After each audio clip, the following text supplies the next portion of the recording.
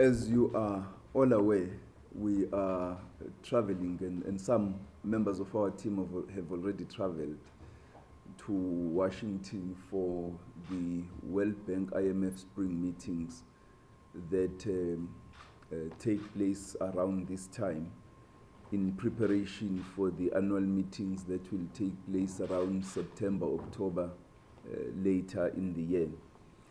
The purpose, obviously, of these meetings is to discuss global economic trends, the global economic outlook, and also it provides us an opportunity to interact with the various leaders of finance ministers from other countries, especially from the continent, the BRICS countries, and some of our partners. South Africa continues to be an important global player, and our opinion, therefore, is highly sought on a number of issues.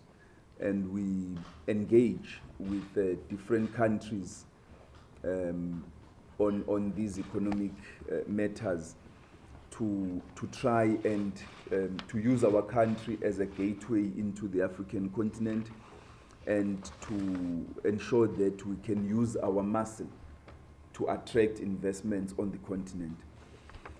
But among others, we are going to meet with Moody's, only Moody's, to give assurance in terms of the policy direction of the government, because we will have an opportunity. They are the ones that have not yet downgraded us. They have, however, given us a 90-day review. So we need to engage with them to just have a face-to-face discussion with them. The purpose of that face-to-face discussion with them is to try and assure them of the policy direction of the government.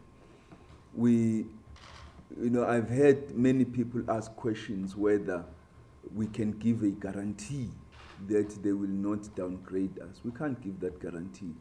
We can only promise to engage with them and give them the reassurance, as we have been doing with the others. We are quite confident that the South African economy is resilient enough and robust, and that we are going to climb back to investment grade. And so the setbacks that we have suffered thus far, in our own opinion, are temporary setbacks. The changes in the national executive that were announced on the 30th of March have left some of them concerned, and we need to give that reassurance in terms of government policy. It was only changes in the national executive and not in the policies that are being implemented, as we have been explaining over the last 2 weeks. And so we are going to be talking up our country. We are going to be demonstrating confidence in our economy, in its resilience and its robustness.